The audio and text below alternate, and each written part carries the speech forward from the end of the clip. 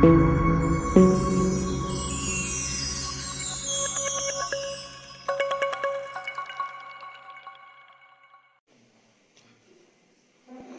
పరాకాష్ఠగా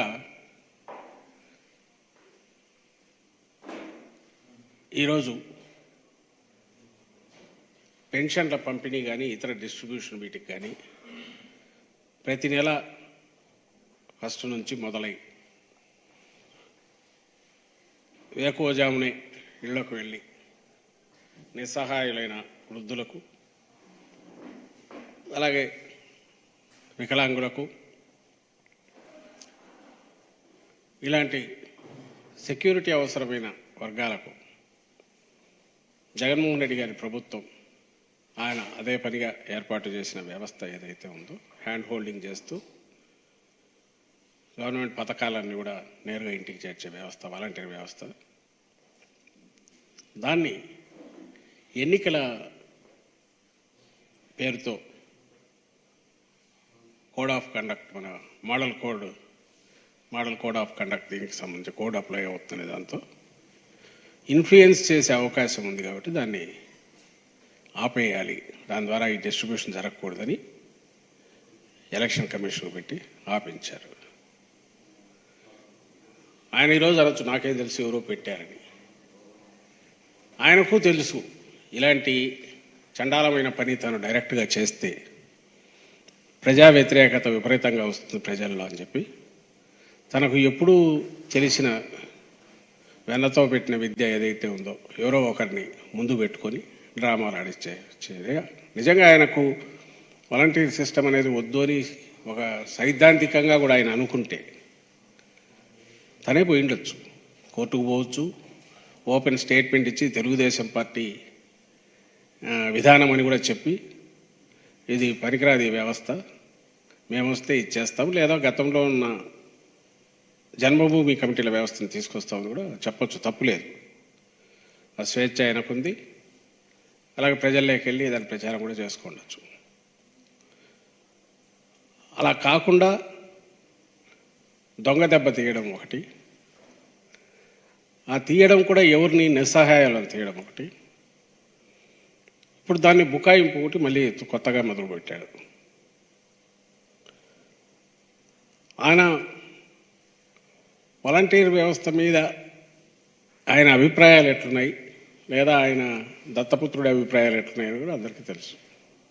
ఓపెన్గానే వీళ్ళందరూ అధికార పార్టీ కార్యకర్తలు ఇంకోటం అన్నాడు. వాలంటీర్లు అనేవాళ్ళు జగన్మోహన్ రెడ్డి గారి అభిమానులుగానే వాళ్ళు ఉన్నారు కాబట్టి ఆ పార్టీకి అది దుర్వినియోగం చేసుకుంటుందని ఆయన ఫస్ట్ నుంచి అంటున్నారు. అంటే మా పార్టీ దుర్వినియోగం చేస్తుందని, అది కూడా ఆయన పెట్టుకోవడం లాభం లేదు. కానీ దాంట్లోనే మాటకు మాట మారుస్తున్నాడు. ఈరోజు ఉండే లేదు మీరు ఎక్కడికి పోరు, మీకు జీతాలు కూడా పెంచుతానంటున్నాడు. ఎందుకు ఈ డైకాటమీ? ఎందుకు సిటిజన్ ఫర్ డెమోక్రసీ అనే ఒక సంస్థను పెట్టించి దాని ద్వారా ఆపరేట్ చేసి ఈరోజు మళ్ళీ తనకు తెలియనట్టు తన థర్డ్ పార్టీ లాగా సిస్టంలోకి రావడం ఎందుకు అంటే మనకు ఈ వ్యవస్థ ఉంటే వీళ్ళు వెళ్ళి ఏదో వాళ్ళతో అందరితో ఓట్లు వేయిస్తారు, జగన్మోహన్ రెడ్డి గారికి మేలు చేస్తారు, లేదా ఆయనకు ఉపయోగపడతారని ఆయనకు భయం ఉన్నట్టుంది. అంటే పిల్ల చేష్టలాగా, లేకుంటే ఏదో అంటే ఇది అసలు ఈ వాలంటీర్ వ్యవస్థ ఏంది, దానివల్ల వస్తున్న ప్రయోజనాలు ఓవరాల్గా ఎట్టున్నాయని చూసేంత దార్శనికత ఆయనకు లేదు. రాజకీయ నాయకుడిలాగా చూస్తే దీని జోలికి పోతే ఇబ్బంది అవుతుందంటే దానికి పోకుండా ఉండి ఇంకో రకంగా కవర్ చేసుకోవాలి, అది లేదు.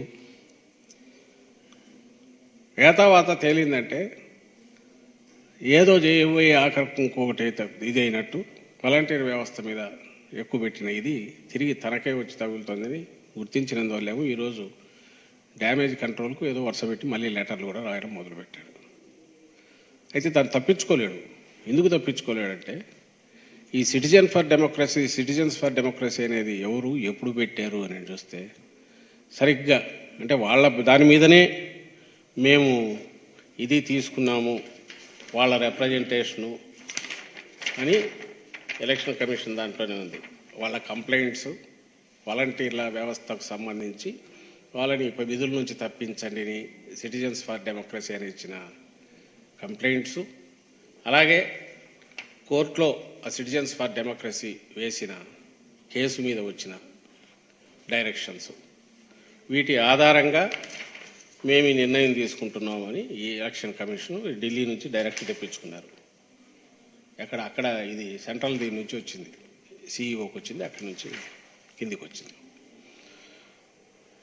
ఈ సిటిజన్స్ ఫర్ డెమోక్రసీ అనేది ఫామ్ అయిండేది 23 సెప్టెంబర్ ఎండు అక్టోబర్ ఫస్ట్ వీక్లో పోయినట్టుంది. సరిగ్గా 15-20 రోజులు కాకముందే నేరుగా సుప్రీంకోర్టులో వెళ్ళి కేసేస్తారు. వాలంటీర్ వ్యవస్థ అనేది కాన్ఫిడెన్షియల్ డేటా అంతా కలెక్ట్ చేస్తుంది, ఇది అధికార పార్టీకి ఇదిగా ఉందని.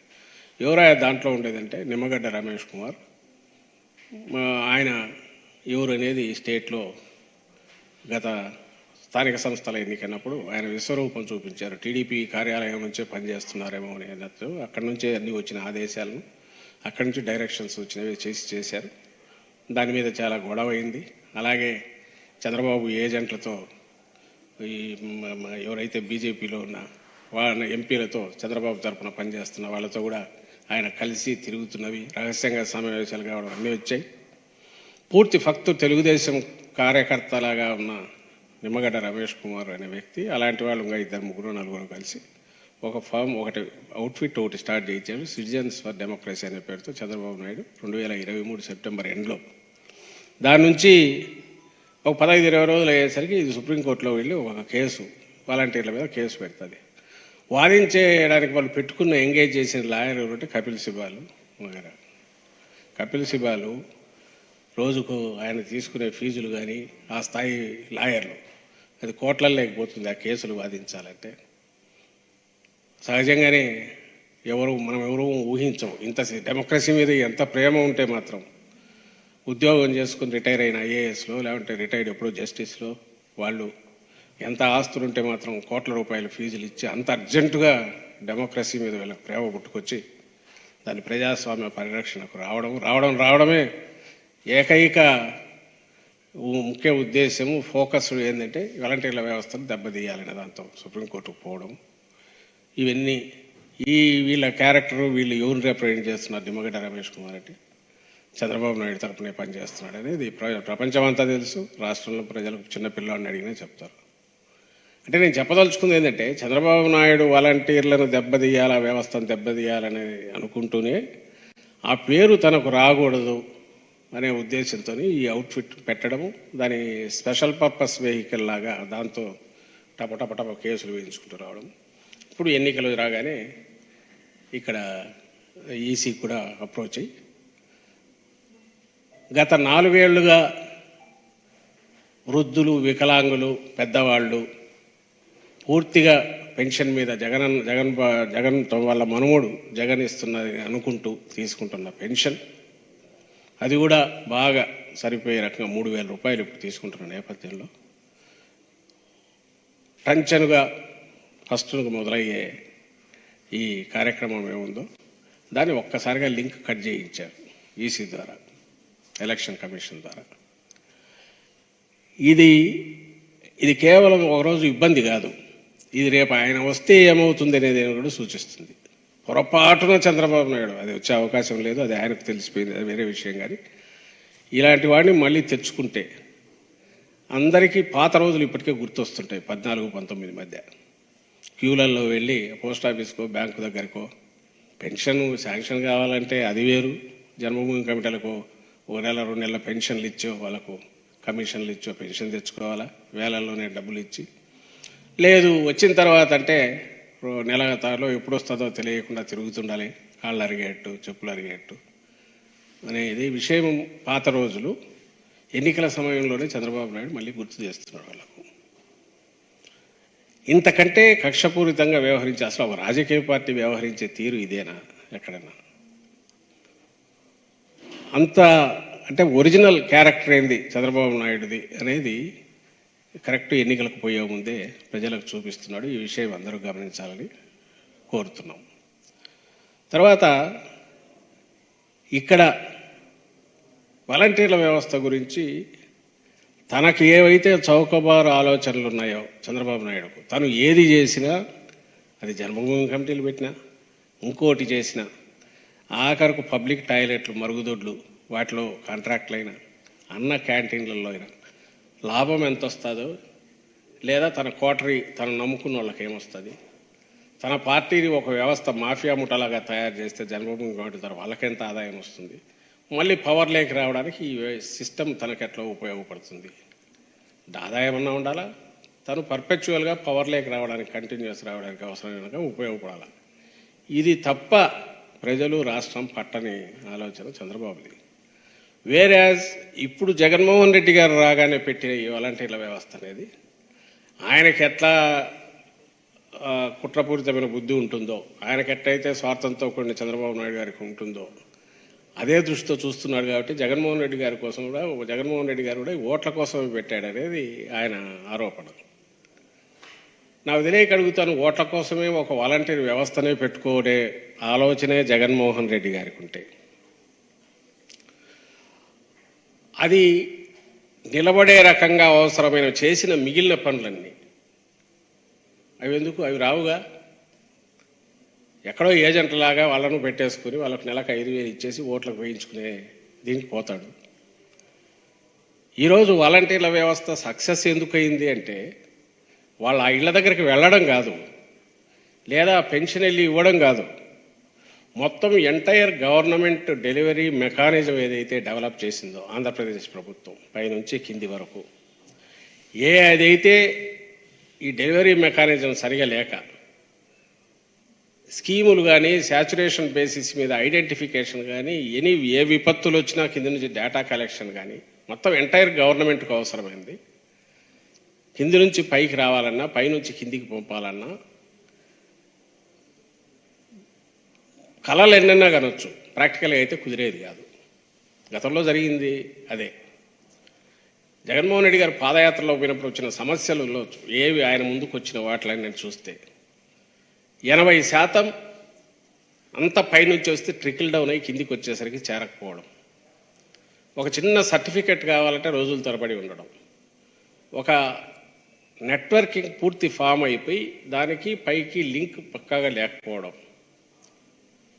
అన్నీ ఉండొచ్చు. వాటిని ఒక ఆర్డర్లో పెట్టి కింద ఈ సర్వీసులు కానీ, పథకాలు కానీ, లేదా ప్రభుత్వానికి అవసరమైన డేటా కానీ ఎప్పటికప్పుడు తీసుకురావాలంటే మైక్రో లెవెల్ క్షేత్రస్థాయిలో ఒక వ్యవస్థ ఉంటే బాగుంటుంది అనే అతిపెద్ద, ఇది చాలా ఉన్నతమైన లక్ష్యం. అండ్ ఇది ఎవరికైనా ఉపయోగపడేది. అది రేపు చంద్రబాబు నాయుడు కాకపోతే 20 ఏళ్ళ తర్వాత ఇంకొక నాయకుడు వచ్చినా, లేకుంటే 14 చంద్రబాబు నాయుడు ఉంటే ఆయన 14-19 మధ్య అయినా ఆయనకు ఉపయోగపడదు. ఎవరికి ఉపయోగపడుతుంది అయ్యా ఈ సిస్టమ్ అంటే ప్రజలకు ఏదైనా చేయాలనుకున్న వాళ్ళకు ఉపయోగపడుతుంది. నువ్వు ట్యాప్ కనెక్షన్లు కింది వరకు పెట్టి నీళ్లు లేకపోతే ట్యాప్లోంచి ఏమొస్తాయి, నీళ్లు రావు, గాలి ఒకటి వస్తుంటుంది అంతే. ఎందుకు ఉపయోగపడతాయి? జగన్మోహన్ రెడ్డి గారు పెట్టిన వాలంటరీ సిస్టమ్ దానంతటది దానికి ఆ ఉన్నత స్థానం రాలా. దాని ద్వారా కిందికి ఏమేమి ఇవ్వాలనుకున్నారో శాచురేషన్ పద్ధతిలో సక్సెస్ఫుల్గా కోవిడ్ 2 ఏళ్ళు తీసేస్తే 3 ఏళ్లలోనే ఈ సిస్టమ్ రాగానే పెట్టారు. కోవిడ్ దెబ్బపడిన 2 ఏళ్ళు ఇది తీసేస్తే 3 ఏళ్లలోనే మిగిలిన సెటప్లు అన్నీ వచ్చాయి, కొత్త స్కీమ్లు వచ్చాయి, కొత్త ఆలోచనలు వచ్చాయి. అది ఆర్బీకేలు కావచ్చు, రైతులకు సంబంధించింది కావచ్చు, లేదా విలేజ్ క్లినిక్స్ కావచ్చు, ఇంకోటి అంటే ఎంటైర్ విలేజ్ రూపు మారిపోయిన దాంట్లో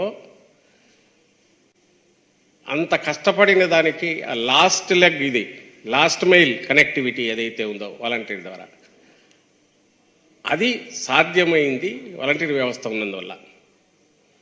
చంద్రబాబు నాయుడు ఒకటే అడుగుతాను, ఈ పైన ఈయనకు జగన్మోహన్ రెడ్డి గారికి ఆలోచన లేకపోతే ఒట్టి వాలంటీర్లను ఎందుకు పెట్టుకుని వెళ్ళాము?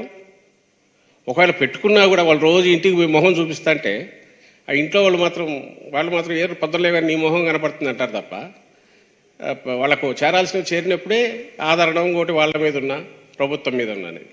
ఇవన్నీ ఓట్ల కోసమే అంటావా? ఎవరైనా అధికారం లేకొస్తే ప్రజల ఆశీస్సులు కావాలంటే ప్రజల ప్రయోజనాల కోసమే పనిచేస్తారు. కానీ ఓట్ల కోసం వ్యవస్థలను పెట్టి కేవలం ఓట్ల కోసం వ్యవస్థలను పెట్టడం అనేది ఎక్కడా జరగదు. పెడితే అది బూమ్రాంగ్ అవుతుంది, ఫెయిల్ అవుతారు అంతే.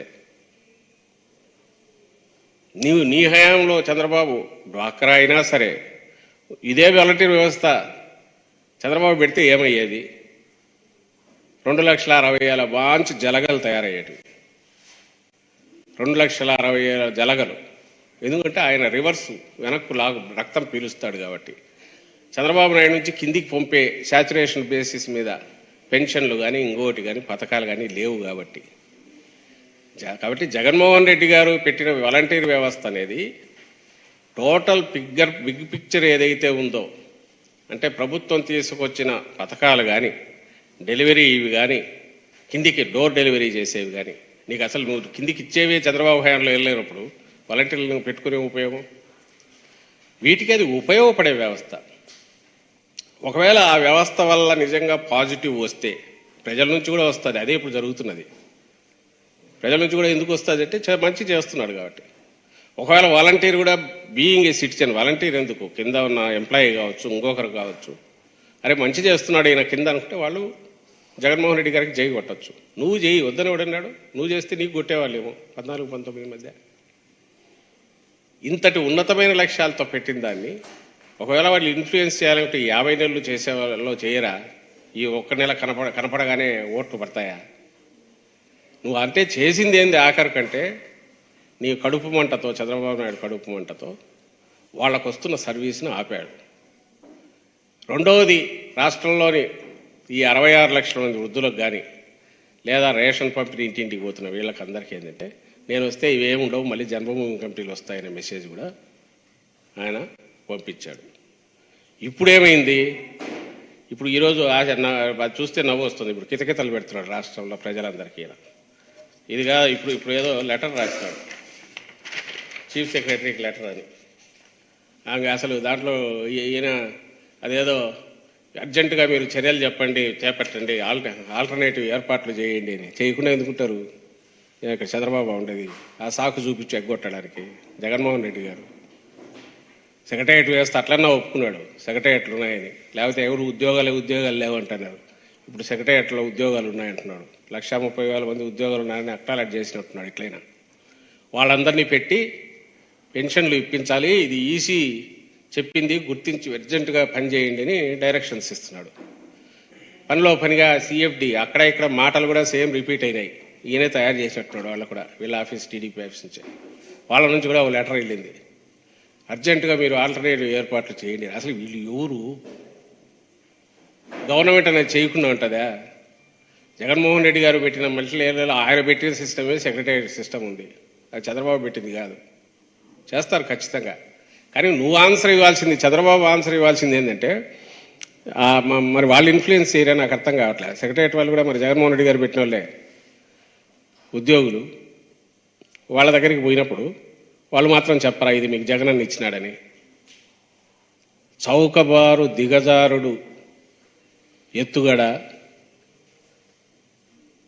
కనీసం ఒక విజ్ఞత కలిగిన రాజకీయ నాయకుడిలాగా కూడా బిహేవ్ చేయలేని, ఆ ఇంగితం లేని వ్యక్తిత్వం, దాంతో ఈరోజు చంద్రబాబు నాయుడు మళ్ళీ ఇదేదో మనకు పుట్టి మునుగుతుందేమో భయపడినట్టున్నాడు. అందుకని మాకు సంబంధం లేదు, మేమేం చేయలేదని ఒక పక్క అంట. పైగా డబ్బులు లేవు మీ దగ్గర అదేనట. ఎవడు చెప్పినట్టు డబ్బులు లేవని? ఫైనాన్షియల్ ఇయర్ ఎండ్ అప్పుడు ఈ ఇయర్ ఎందుకు? లాస్ట్ ఇయర్ ఎప్పుడైనా సరే ఈ బ్యాంక్లోంచి క్యాష్ డ్రా చేయాలా? ఫస్ట్ హాలిడే, సెకండ్ యూనిట్ తీసుకుని కిందికి వెళ్తాయి, థర్డ్ మార్నింగ్ నుంచి ఇస్తారు. లాస్ట్ ఇయర్ అదే జరిగింది, ఎవ్రీ ఇయర్ అదే జరుగుతుంది. శాలరీస్ అంటే డైరెక్ట్ అకౌంట్లోకి వెళ్ళేటివి అవి వెళ్తాయి, కానీ గవర్నమెంట్ ఎంప్లాయీస్ వాళ్ళవి సంబంధించి ఇది క్యాష్ డ్రాయల్ ఉంది కాబట్టి లాస్ట్ ఇయర్ కూడా అట్లే జరిగింది. దానికి మళ్ళీ ఒక కథ, అచ్చెన్నాయుడు గంభీరంగా పద్దన్నే వచ్చి డబ్బులు లేవు వీళ్ళ దగ్గర, అన్ని బిల్లులు పే చేసుకున్నారు కాబట్టి ఇది కాదు కారణం, డబ్బులు లేకపోవడం అంట. నువ్వు సిస్టమ్ను మొత్తం ఇది చేసి జరిగేదానికి అడ్డం కొట్టి అది నేను కాదని బుకాయించి మళ్ళీ ఈరోజు ఇంకొక వ్యవస్థ అక్కడ ఉంది దాని ద్వారా చేయండి, దాని ద్వారానే అవుతుంది. ఇంకా దేని ద్వారా అవుతుంది? అది కూడా పెట్టింది జగన్మోహన్ రెడ్డి గారే, సెక్రటరియట్స్ కానీ మిగిలినవి కానీ పెట్టింది జగన్మోహన్ రెడ్డి గారే, వాటి ద్వారానే అవుతుంది.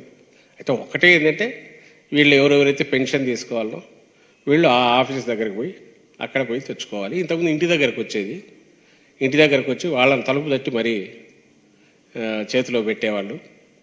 ఇప్పుడు అక్కడికి వెళ్ళి చేయాల్సి వస్తుంది. అక్కడికి వెళ్ళి వీళ్ళు తీసుకోవడం మీద జరిగే డిలే కానీ, ఎందుకంటే 70 ఇళ్లకో 60 ఇళ్లకో ఉన్న ఒక వాలంటీరు చేయగలిగిన సర్వీసు అంత ఇదిగా, ఇంకా ఆల్రెడీ ఉద్యోగాలు డిఫరెంట్ బాధ్యతలు ఉన్న సెక్రటేరియట్ 10 మంది ఉన్న దగ్గర అది అంత ఫాస్ట్గా అంత కాదు, ఎందుకంటే అక్కడికి పోయి తెచ్చుకోవాలి. కానీ గమనించాల్సింది అందరూ ప్రజలందరూ అంటే, ఇది పూర్తిగా చంద్రబాబు నాయుడు అనే వ్యక్తి తానే ఒక సంస్థను దీనికోసం పెట్టి సిఎఫ్డి అనే పేరుతో, సిటిజన్స్ ఫర్ డెమోక్రసీ అనే పేరుతో వాలంటీర్ల వ్యవస్థకు వ్యతిరేకంగా, అసలు ఆ వ్యవస్థే వద్దని చెప్పి కూడా ఒక పిటిషన్ ఇచ్చి, ఇప్పుడు తాత్కాలిక ఆనందం కోసం ఏదో అది కొంపలంటకపోతున్నాయి ఈ వ్యవస్థ, దీన్ని దూరం పెట్టమని ఎలక్షన్ కమిషన్ అప్రోచ్ చేయించి అక్కడి నుంచి ఓ డైరెక్షన్ తీసుకొచ్చి దీని మీద ఈ నెల రేపు నెల పెన్షన్లు టైంకు వాళ్ళ ఇంటి దగ్గరకు వచ్చే వాటిని అట్లా రాకుండా అడ్డం కొట్టాడనే విషయం రాష్ట్రంలోని ప్రతి ఒక్కరూ గమనించాలి. రేపు ఎన్నికల తర్వాత ఏ పొరపాటున జరగని ఆయన కూడా హోప్ పోయింది. ఇలాంటివి ఈయన వస్తే జరగబోయే భవిష్యత్ చిత్రం, గతంలో ఏం చేశాడనేది కూడా ప్రజల కళ్ళ ముందుకు ఆయన తీసుకొచ్చాడు ఈరోజు తను చంద్రబాబు నాయుడు తన చర్య ద్వారా. ఇది వాలంటీర్లకు సంబంధించింది, వీటికి ఇది అవుతుంది. రెండవది పొలిటికల్ దీనికి సంబంధించి వస్తే, దాదాపు మీ అందరికీ తెలిసిన విషయమే, ఇంకా ఓపెన్ అయ్యి ప్రచారం కూడా మొదలైంది. ఒక పక్క మా పార్టీ అధ్యక్షుడు ముఖ్యమంత్రి జగన్మోహన్ రెడ్డి గారు ఆల్రెడీ బస్సు యాత్ర ద్వారా ప్రజల్లోకి పోతుంటే జననీరాజనం ఎట్లుందో, జన సునామీ ఎట్లుందో, ఎక్కడికెక్కడ జనం ఎలా ఎగబడుతున్నారో, అన్ని వర్గాల ప్రజలు, ముఖ్యంగా పేదలు, రైతులు, మహిళలు అందరూ ఎలా వస్తున్నారో, ఎంతగా ఆదరణ చూపుతున్నారో, ఏదైతే 4.5 సంవత్సరాలుగా రాష్ట్రానికి ఆయన చేసిన సేవ, జగన్మోహన్ రెడ్డి గారు చేసిన సేవను దానికి బదులుగా మేము తీర్చుకోవడానికి సిద్ధంగా ఉన్నామని ప్రజలు ఎట్లా వస్తున్నారో ఒక పక్క కనపడుతుంది. ఇంకో పక్క మీరందరూ గమనించే ఉంటారు, చంద్రబాబు నాయుడు 1.5-2 అంతకుముందు నుంచి కూడా ఒక కథ అల్లుతా వచ్చి నెరేటివ్ జగన్మోహన్ రెడ్డి గారి మీద అనడానికి వర్క్కు సంబంధించి ఏం లేకపోయిన నేపథ్యంలో ఒక క్యారెక్టర్ అసాసినేషన్తో కూడిన, అభూత కల్పనలతో కూడిన తన మీడియా ద్వారా ప్రచారం చేయించడం ద్వారా, రిపీట్ చేయడం ద్వారా ఒక సపరేట్ తానేదో చంద్రబాబు నాయుడు ఏ క్యారెక్టర్ అది తీసుకొచ్చి అన్ని ఆ లక్షణాలన్నీ ఒకటి పూజ చేసి ఇది జగన్మోహన్ రెడ్డి గారు అని చెప్పే ప్రయత్నం చేసి దాంట్లో కూడా విఫలమైన విషయం కనపడుతుంది. అలాగే పొత్తు పెట్టుకొని గంభీరమైన ఒకటేదో వీఆర్ ఆల్ యునైటెడ్, దీని మీద జగన్మోహన్ రెడ్డి గారిని ఈసారి రానివ్వమని ఒకటి గంభీరంగా డిక్లేర్ చేసి ఆయన పవన్ కళ్యాణ్ వాళ్ళు పెట్టుకునేది, ఆఖరికి మేము ముందు నుంచి ఏం చెప్తున్నామో అదంతా అలాగే జరుగుతూ వస్తుంది. వాళ్ళు కలుస్తారనేది మేము ముందు చెప్తున్నాం, ఇండిపెండెంట్గా ఉన్నట్టు కనపడుతూ కలిశారు. కలిసినాక ఏం జరగబోతుందో కూడా ముందే చెప్పాం. పవన్ కళ్యాణ్ మింగేస్తాడు, ఒకవేళ బీజేపీ గెలిస్తే దాన్ని మింగేస్తాడు. ఆఖరికి చంద్రబాబు నాయుడు అనే వ్యక్తి తన విశ్వరూపం ప్రజలకే కాదు నమ్ముకున్న వాళ్ళకు కూడా ఎట్లా చూపిస్తాడనేది గతంలో ఎన్నడూ లేనంతగా కూడా ఈసారి ఎన్నికల్లో కనపడింది. మీ అందరూ గమనించే ఉంటారు. అది ఫస్ట్ పొత్తు దగ్గర అలాగే కనపడింది గందరగోళం, అలాగే సీట్ల నంబర్ ఆఫ్ సీట్స్ దగ్గర అలాగే ఆడుకున్నాడు వాళ్ళతో. మూడవది అభ్యర్థుల దగ్గర కూడా ఆయనే డిసైడ్ చేశాడు. ప్రత్యేకంగా డీటెయిల్ పోవాల్సిన అవసరం లేదు, అందరికీ తెలుసు. ఈరోజు పవన్ కళ్యాణ్ అనే వ్యక్తి ఎక్కడున్నాడా అంటే, నా గర్కా నా ఘాట్ కానీ ఒక సామెతుంది, అటు ఇటుగా. ఇప్పుడు పిఠాపురం అభ్యర్థి అది కూడా ఆయన కాన్స్టిట్యూన్స్ చూజ్ చేసుకున్నది కాదు, వీళ్ళు ఎవరో తోస్తే నువ్వు అక్కడికి పోంటే పోయినట్టున్నాడు. అక్కడ ఈరోజు దీనంగా చెప్పాల్సి వస్తుంది, నేను ఇక్కడే ఉంటా ఇక్కడే